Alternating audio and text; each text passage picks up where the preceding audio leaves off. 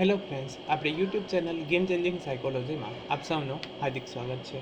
આજના વિડીયોમાં આપણે પ્રોબેશન ઓફિસર, ચીફ ઓફિસર તેમજ અન્ય સરકારી પરીક્ષાઓ માટે મનોવિજ્ઞાન જે પૂછાય છે તો એની ચર્ચા કરીશું। એ ઉપરાંત હાલમાં જે પ્રોબેશન ઓફિસર માટે નવો સિલેબસ રજૂ કરવામાં આવ્યો છે એ અંતર્ગત મનોવિજ્ઞાન વિષયમાં આવેગના પ્રકારો જે છે તો એની ચર્ચા કરીશું। આ વિડીયો નંબર 2 છે, એટલે આગળના વિડીયોમાં આવેગનો અર્થ શું છે, આવેગની વ્યાખ્યા એની ચર્ચા કરી હતી। એ ઉપરાંત જે વિદ્યાર્થીઓનું મનોવિજ્ઞાન છે એવા વિદ્યાર્થીઓ માટે જીસેટ અને યુજીસી નેટ માટે પણ આ વિડીયો અગત્યનો સાબિત થશે। એ ઉપરાંત પ્રોબેશન ઓફિસર માટે મનોવિજ્ઞાનના જે થિયરી બેઝ વિડીયો અને એમસીક્યુ બેઝ ખૂબ જ અગત્યના વિડીયો છે એની પણ ચર્ચા કરી છે, એટલે કે એના પણ વિડીયો બનાવ્યા છે। જો તમે એ વિડીયો પણ ન જોયા હોય તો પ્લેલિસ્ટમાં સાયકોલોજી જે છે તો ત્યાં તમે ટિક કરશો એટલે ત્યાં બધા વિડીયો તમને જોવા મળશે। હવે જોઈએ ખૂબ જ અગત્યનો ટોપિક છે આવેગના પ્રકારો, ટાઈપ્સ ઓફ ઇમોશન। તો અહીંથી પ્રશ્ન પૂછાઈ શકે છે કે આવેગના પ્રકારો કેટલા છે? તો આવેગના મુખ્યત્વે 2 પ્રકાર પડે છે। એક તો વિધાયક એટલે કે પોઝિટિવ આવેગ અથવા તો પોઝિટિવ ઇમોશન કહેવામાં આવે છે, અને બીજું છે નેગેટિવ ઇમોશન તરીકે ઓળખાય છે। તો એ યાદ રાખવાનું છે। તો આવેગના પ્રકારો, તો આવેગના પ્રકારો વિશે મનોવૈજ્ઞાનિકોમાં મતાંતર જોવા મળે છે, એટલે કે આવેગના જે પ્રકારો પાડવામાં આવ્યા છે તો મનોવૈજ્ઞાનિકોમાં મતભેદ જોવા મળે છે। કેટલાકના મતે આવેગોના પ્રકારો વધારે છે તો કોઈ કહે છે કે ઓછા છે। તો મેઘધનુષના રંગની જેમ વ્યક્તિ પોતાના સમગ્ર જીવનકાળ દરમિયાન આવેગના અનેક આવેગોનો અનુભવ કરે છે, કે વ્યક્તિ પોતાના જીવનમાં સમગ્ર જીવનકાળ દરમિયાન આવેગના અનેક આવેગોનો અનુભવ કરે છે। માની લઈએ કે એક જ દિવસમાં ઘણા બધા આવેગોનો અનુભવ થઈ શકે। ફોર એક્ઝામ્પલ, જ્યારે તમે સવારે ઉઠો ત્યારે કંઈક સારા સમાચાર આવે તો તમે ખુશ હશો, એ જ રીતે થોડા સમય બાદ ફરી કંઈક સમાચાર આવે છે તો તમે દુઃખી થઈ જશો, ફરી કંઈ સમાચાર આવે છે તો ફરી સુખી તમે થશો અથવા તો સુખદ અનુભવ કરશો। એમ ટૂંકમાં જીવનકાળ દરમિયાન આવેગના અનેક આવેગોનો અનુભવ વ્યક્તિ પોતાના જીવનકાળ દરમિયાન કરે છે। હવે માની લો કે ફક્ત સુખ જ આવ્યા કરે તો એ પણ સારું નથી, અને ફક્ત દુઃખ જ આવ્યા કરે તો એ પણ સારું નથી। તો ટૂંકમાં આવેગના અનુભવો વ્યક્તિના જીવનમાં અલગ થાય છે। ઇઝાર્ડ દ્વારા અહીંથી પ્રશ્ન પૂછાઈ શકે કે ઇઝાર્ડ દ્વારા આવેગના જે અલગ 10 પ્રકારો દર્શાવવામાં આવ્યા છે, તો પૂછાઈ શકે ઇઝાર્ડ દ્વારા આવેગના કેટલા પ્રકારો દર્શાવવામાં આવ્યા છે? તો ઇઝાર્ડ દ્વારા 10 પ્રકારો દર્શાવવામાં આવ્યા છે। તો કયા 10 પ્રકાર છે? તો આનંદ, આશ્ચર્ય, ક્રોધ, ઘૃણા, નફરત, ભય, અપરાધની લાગણી, શરમ, રસ અને ઉત્તેજના, એમ 10 આવેગો દર્શાવ્યા છે। તો ઇર્ષાદે 10 પ્રકારના આવેગો દર્શાવ્યા છે। કયા?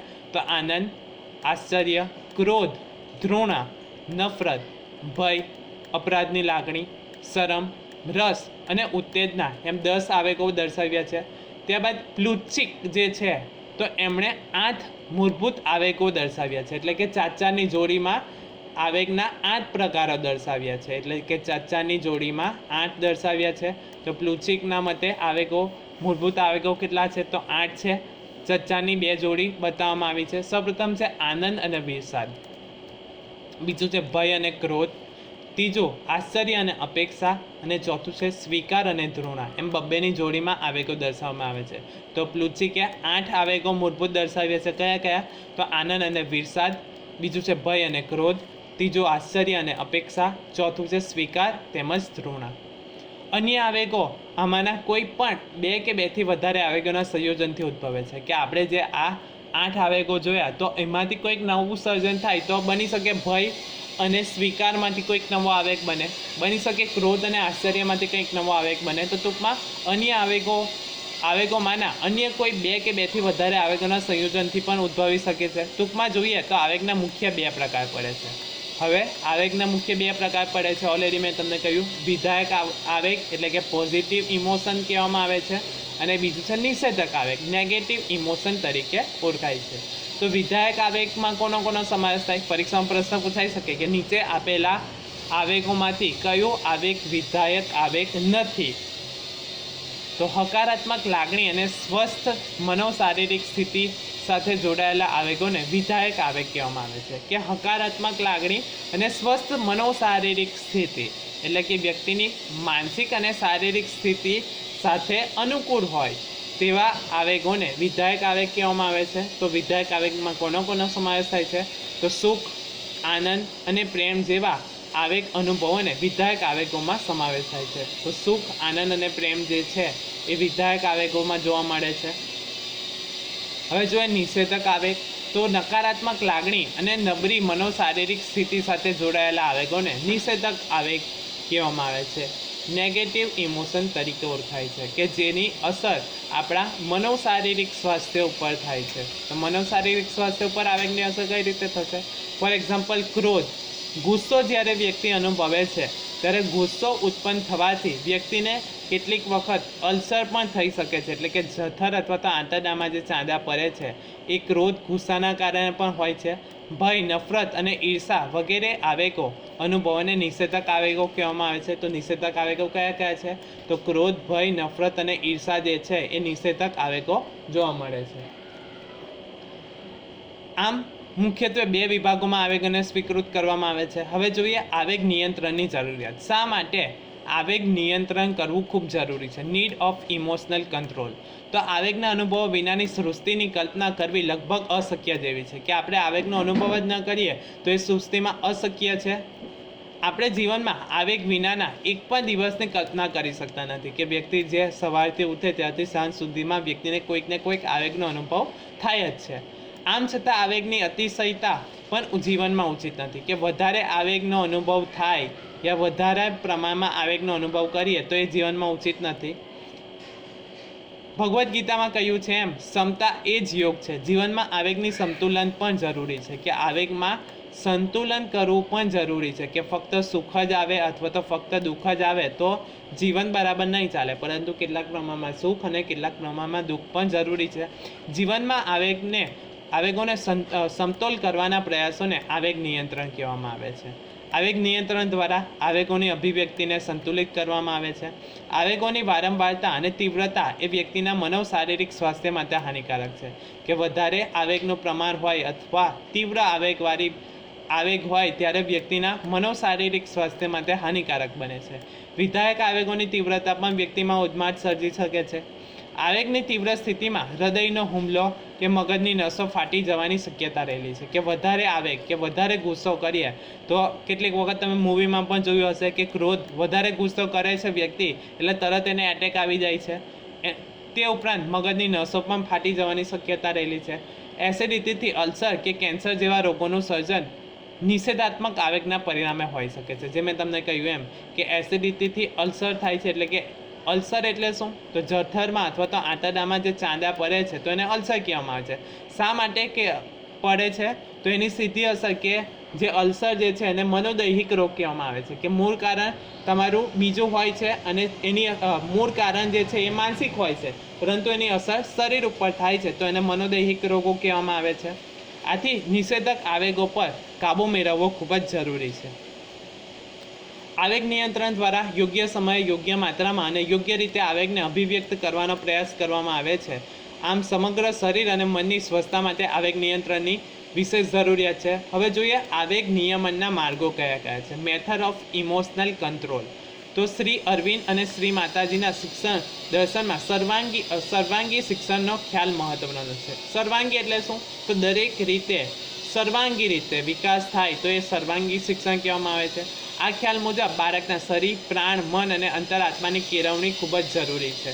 હૃદય કે અંતરાત્માની કેળવણીનો સીધો સંબંધ આવેગ નિયમન સાથે રહેલો છે. ગાંધીજીએ પણ હૃદયની કેળવણી ઉપર ભાર મૂક્યો છે. સતત તણાવ અને સતત દોડધામમાં જીવતા આધુનિક યુગના માનવી માટે આવેગિક ક્ષમતા અને આવેગિક નિયંત્રણ કેળવતા શીખવું એ લગભગ અનિવાર્ય છે. કે આજની પરિસ્થિતિ સતત તાણ અને સતત દોડધામમાં જોવા મળે છે. વ્યક્તિ કોઈ પણ એક ક્ષણે શાંતિથી બેસતું નથી. એ સતત પ્રગતિ કરવા ઈચ્છે છે. એના કારણે વ્યક્તિમાં સતત તણાવ અને ચિંતા જોવા મળે છે. કંઈક મેળવવા માટે, કંઈક અચીવ કરવા માટે વ્યક્તિ સતત પ્રયત્ન કરતો રહે છે અને નિષ્ફળ જવાના કારણે સમયના અભાવના કારણે વ્યક્તિમાં તાણ જોવા મળે છે. સમગ્ર વિશ્વમાં આવેગિક આંકનો ખ્યાલ લોકપ્રિય બન્યો છે. બુદ્ધિઆંક કરતાં પણ આવેગનો ઉચ્ચ આંક મેળવવો એ વ્યક્તિ માટે ખૂબ જરૂરી છે. ડેનિયલ ગોલમેન દ્વારા આવેગિક આંકની સમજૂતી આપવામાં આવી છે. તો અહીંથી પ્રશ્ન પૂછાઈ શકે, અગત્યનો પ્રશ્ન છે, કોના દ્વારા આવેગિક આંકની સમજૂતી આપવામાં આવી છે? તો ડેનિયલ ગોલમેન દ્વારા આવેગિક આંકની સમજૂતી આપવામાં આવી છે. તેમણે આવેગ નિયંત્રણ માટે 4 માર્ગો દર્શાવ્યા છે. ફર્સ્ટ છે સ્વજાગૃતિમાં વધારો કરવો, સેલ્ફ અવેરનેસમાં વધારો કરવો. તો સ્વજાગૃતિ એ આવેગ નિયમન જ નહીં પરંતુ સ્વવિકાસ માટે પણ ખીલવવા જેવી બાબત છે કે વ્યક્તિની જાગૃતિ, સ્વજાગૃતિ ખૂબ જ જરૂરી છે. શા માટે અને કઈ રીતે પ્રશ્ન પૂછવાથી વ્યક્તિ પોતાના અનુભવોને સમજવાનું શરૂ કરે છે. કે વ્યક્તિએ પોતાની જાતને પ્રશ્ન પૂછવો જોઈએ કે શા માટે હું દુઃખી છું, કઈ રીતે હું સુખી થઈશ યા કઈ રીતે હું આનંદિત થઈશ. તો પોતાની જાતને સવાલ પૂછવામાં આવે તો એને સ્વજાગૃતિમાં વધારો કહેવામાં આવે છે. એટલે કે પોતાની જે જાગૃતિ, પોતાની જાતને સવાલ પૂછવા કે શા માટે હું દુઃખી છું, શા માટે મને સફળતા નથી મળતી અથવા તો શા કારણે મને સફળતા નથી મળતી, કઈ રીતે હું સફળતા મેળવી શકીશ અથવા તો કઈ રીતે હું આનંદિત રહી શકીશ. તો એવા પ્રશ્ન પૂછવામાં આવે છે. પોતાના વિચાર, લાગણી, વર્તન, શક્તિઓ અને મર્યાદાઓને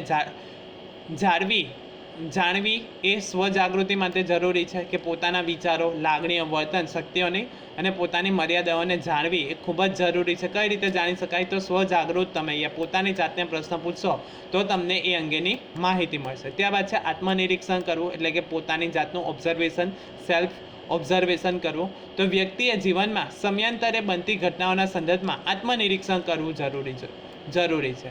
જીવનની ઘટનાઓનું તટસ્થપણે નિરીક્ષણ કરવું જરૂરી છે. આપણે કેટલીક પરિસ્થિતિમાં કે અમુક ઘટના પ્રસંગે કઈ રીતે વર્તન કરીએ છીએ તે વિશે આત્મનિરીક્ષણ કરવું જરૂરી છે. ત્યારબાદ છે સમય દર્શન, સમ્યક વ્યવહાર. કે સમયની સાથે જે પણ પરિસ્થિતિ બને છે તો એ અનુરૂપ આપણે વર્તન કરવું, તેને સમય દર્શન અથવા તો સમ્યક વ્યવહાર કહેવામાં આવે છે. પરિસ્થિતિનું ક્ષમતાપૂર્વક દર્શન કરવાથી વ્યક્તિને આવેગ નિયમનમાં મદદ મળે છે. વિહાર કરતી વખતે જનક રાજાને કોઈ મહેલ સળગવાના સમાચાર મળ્યા. જનક રાજાએ જરા પણ વિચલિત થયા વિના કહ્યું કે મારી ચિંતાથી પરિસ્થિતિ બદલાવાની નથી અને જે થવાનું હતું એ થઈ ગયું. એટલે તેમણે શાંતિથી ચાલવાનું રાખ્યું. ટૂંકમાં સમય દર્શન અને સમ્યક વ્યવહાર એટલે કે જે પણ કોઈ પરિસ્થિતિ બને છે તો એ પરિસ્થિતિને અનુરૂપ આપણે વર્તન કરવું એ જ ખૂબ જરૂરી છે.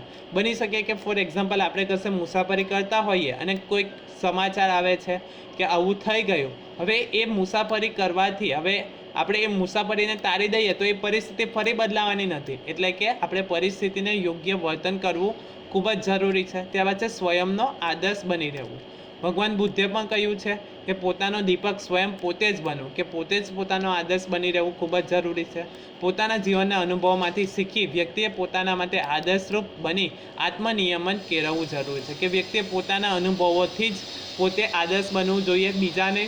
બીજા સાથે કમ્પેરિઝન કરવાથી તમને સફળતા નથી મળતી, પરંતુ વ્યક્તિએ પોતાના આદર્શ, પોતાનામાં શું સારું છે એના પર વર્ક કરે તો વ્યક્તિને ચોક્કસ સફળતા મળે છે. તો સ્વયંનો આદર્શ બની રહેવું જોઈએ.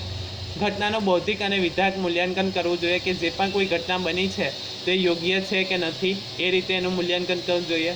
જીવનમાં બનતી ઘટનાઓનો વિધાયક દ્રષ્ટિકોણથી અને બૌદ્ધિક રીતે મૂલ્યાંકન કરવું જોઈએ. નિષ્ફળતાઓથી આવેગિક રીતે વિચલિત થયા વિના વિધાયક દ્રષ્ટિ રાખીને તેને સફળતાની ચાવી બનાવી દેવી જોઈએ. કે ઘણી બધી વખત વ્યક્તિને નિષ્ફળતા મળે છે તો એ નિષ્ફળતામાંથી કંઈક શીખવું જોઈએ કે શા માટે નિષ્ફળતા મળી છે. હવે એના જે વીક પોઈન્ટ હોય એના પર વર્ક કરીને આપણને સફળતા ચોક્કસ મળે છે. તો ઘટનાનું બૌદ્ધિક અને વિધાયક મૂલ્યાંકન પણ જરૂરી છે. સર્જનાત્મક બનો, એટલે કે ક્રિએટિવિટી બનો, કંઈક નવું કરવાના પ્રયાસો કરો. જીવનમાં પોતાને રસ પડે તેવી પ્રવૃત્તિ કરવાથી સર્જનાત્મક રીતે સમય પસાર કરી શકાય છે. આથી માનસિક શાંતિનો અનુભવ થતાં આવેગ નિયંત્રણ સરળ બને છે. ત્યારબાદ છે સુખદ સામાજિક સંબંધો કેળવવા. જીવનમાં સાચા અને સારા મિત્ર પસંદ કરી તેમની સાથે તથા અન્ય સામાજિક વર્તુળ સાથે સુખદ સામાજિક સંબંધ કેળવી જીવન જીવવાથી આવેગ નિયમનમાં સહાય મળે છે. કે સારા સામાજિક સંબંધો કેળવવા ખૂબ જ જરૂરી છે. દુશ્મનાવટ ન રાખવી જોઈએ, બધા સાથે મિત્રતા ભાવથી જીવન પસાર કરવું જોઈએ. ત્યારબાદ છે પરાનુભૂતિ કેળવવી, બીજાઓને મદદ કરવી જોઈએ. કોઈ પણ અપેક્ષા વિના બીજાને મદદ કરવી તો એને પરાનુભૂતિ કેળવવી કહેવામાં આવે છે. વૃક્ષો પોતાને પથ્થર મારનાર વ્યક્તિને પણ મધુર ફળ આપી તૃપ્ત કરે છે. વાદળ વરસે છે તો કોઈનો આભારની અપેક્ષા રાખતું નથી. આ જ રીતે સ્વાથી ન બનતા પરોપકાર કેળવવાથી માનસિક શાંતિ મળે છે અને આવી સ્થિતિમાં આવેગ નિયમન સરળ બને છે. ત્યારબાદ છે સામાજિક સેવામાં સહભાગીદારી. તો વ્યક્તિએ જીવનમાં ભલાઈ અને સામાજિક સેવાઓમાં આદર્શ પણ કેળવવો જરૂરી છે. સતત પ્રવૃત્તિમાંથી થોડો ફુરસદનો સમય કાઢીને સામાજિક સેવાનું કાર્ય નિસ્વાર્થ ભાવે કરવાથી જીવનમાં સુખ, શાંતિ અને સંતોષની લાગણી જન્મે છે. આ લાગણી આવેગ નિયમન કેળવવામાં ખૂબ જ મદદરૂપ બને છે. તો આ 9 રીતો દ્વારા પોતાની જે પણ કોઈ આવેગ નિયંત્રણ છે તો આપણે એને નિયંત્રિત કરી શકીએ છીએ. આશા રાખું છું કે તમને આ વિડીયોમાં સમજ પડી ગઈ હશે, અને જો તમને આ વિડીયો પસંદ પડ્યો હોય તો વધુમાં વધુ લાઇક કરો, શેર કરો અને અમારી ચેનલને સબસ્ક્રાઈબ કરી શકો છો. એ ઉપરાંત મટીરિયલ મેળવવા માટે ટેલિગ્રામ ચેનલ ગેમ ચેન્જિંગ સાયકોલોજીમાં તમે જોઈન થઈ શકો છો. Thank you.